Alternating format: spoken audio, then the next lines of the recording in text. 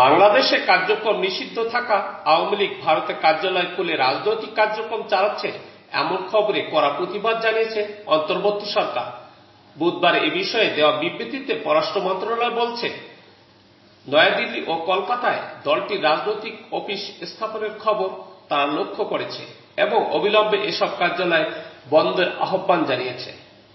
পররাষ্ট্র মন্ত্রণালয় বলছে, ভারতের মাটিতে অবস্থান নিয়ে আওয়ামী লীগের নেতৃত্ব ক্রমবর্ধমানভাবে বাংলাদেশ বিরোধী কর্মকাণ্ড চালাচ্ছে। দলটির বহু জ্যেষ্ঠ নেতা মানবতা বিরোধী অপরাধের মামলায় বাংলাদেশের ভিতরে পলাতক থেকে এখনো ভারতে অবস্থান করছে।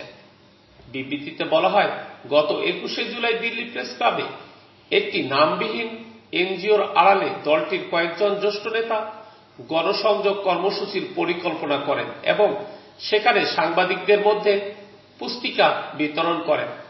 ভারতীয় সংবাদ মাধ্যমের প্রতিবেদনে নিষিদ্ধ দলের কার্যক্রম বৃদ্ধির বিষয়টি নিশ্চিত করা হয়েছে।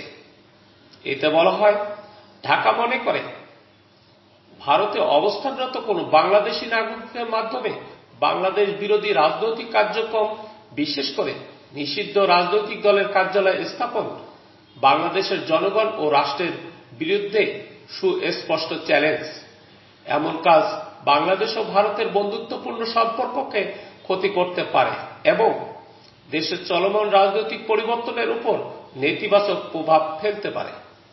বিবৃতিতে বলা হয়, এ অবস্থায় বাংলাদেশ সরকার ভারতের প্রতি আহ্বান জানিয়েছে যেন কোনো বাংলাদেশি নাগরিক ভারতে বসে বাংলাদেশ বিরোধী কর্মকাণ্ডে জড়িত না হতে পারে এবং সেখানে থাকা আওয়ামী লীগের রাজনৈতিক অফিসগুলো দ্রুত বন্ধ করা হয়।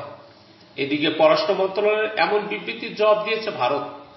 ভারতের পররাষ্ট্র মন্ত্রণালয়ের মুখপাত্র রণধীর জয়সওয়াল বলেছেন, ভারত সরকার অবগত নয় যে ভারতের ভূখণ্ডে আওয়ামী লীগের কোনো কথিত সদস্য বাংলাদেশ বিরোধী কার্যক্রমে জড়িত রয়েছে বা এমন কোনো পদক্ষেপ গ্রহণ করেছে যা ভারতীয় আইনের পরিপন্থী। ভারত সরকার অন্য কোনো দেশের বিরুদ্ধে রাজনৈতিক কার্যক্রমকে ভারতীয় মাটি থেকে পরিচালনা করতে দেয় না। তিনি বলেন, বাংলাদেশের অন্তর্বর্তী সরকারের সংবাদ বিবৃতি তাই ভ্রান্তিপূর্ণ।